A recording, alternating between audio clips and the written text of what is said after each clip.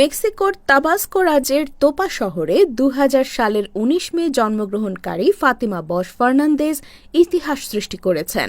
২৫ বছর বয়সী মডেল এবং ফ্যাশন ডিজাইনার ফাতিমা মিস ইউনিভার্সের ৭৪তম আসরে বিশ্বমঞ্চে সেরার শিরোপা অর্জন করেছেন।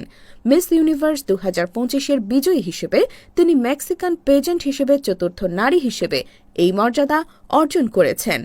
তার এই মুকুট বিজয়ের মাধ্যমে মেক্সিকো বিশ্বমঞ্চে আরও একবার নিজেকে সম্মানিত করল, যেখানে এর আগে এই সম্মান লাভ করেছেন লুপিতা জোন্স ১৯৯১, সিমেনা নাভারেট ২০১০ এবং আন্দ্রেয়া মেজা ২০২০। ফাতিমা বশের জীবন সংগ্রামের গল্প বিশেষভাবে প্রেরণাদায়ক। শৈশবে attention deficit hyper activity disorder এবং ডিসলেক্সিয়া রোগে আক্রান্ত হয়ে তিনি তীব্র বুলিংয়ের শিকার হন। তবে তিনি এই চ্যালেঞ্জগুলোকে শক্তি হিসেবে গ্রহণ করেন এবং এগুলোই তার সৃজনশীলতা ও স্থিতিস্থাপকতাকে বাড়িয়ে তোলে। ফাতিমা বলেন, এই শর্তগুলো আমার সৃজনশীলতা এবং সহিষ্ণুতাকে বাড়িয়ে দিয়েছে, যা তার অনুসারীদের কাছে একটি গুরুত্বপূর্ণ বার্তা হয়ে ওঠে। প্রতিকূলতার মধ্যেও দৃঢ় থাকতে হবে। মিস ইউনিভার্স প্রতিযোগিতা চলাকালে ফাতিমা বশের একটি ঘটনাও অনেক আলোচনার জন্ম দেয়।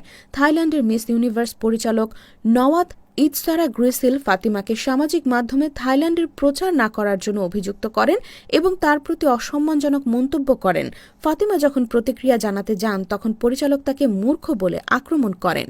ফাতিমা চুপ করে না থেকে তার সম্মান দাবি করেন এবং সঙ্গে সঙ্গে প্রতিযোগিতা বন্ধ করে বেরিয়ে আসেন। এই ঘটনার পর বিশ্বজুড়ে তার প্রতি সহানুভূতির ঝড় ওঠে। আমরা শক্তিশালী নারী, আমাদের কণ্ঠস্বর কখনো বন্ধ করা যাবে না, ফাতিমা তার বক্তব্যে বলেন। প্রতিযোগিতায় ফাতিমা একের পর এক নজরকাড়া লুক তুলে ধরেন।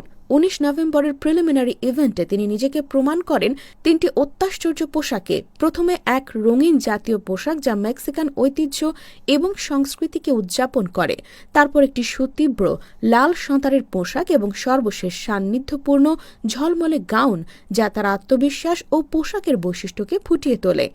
এছাড়া তার মানবিক কর্মকাণ্ড বিশেষভাবে আলোকিত হয়েছে।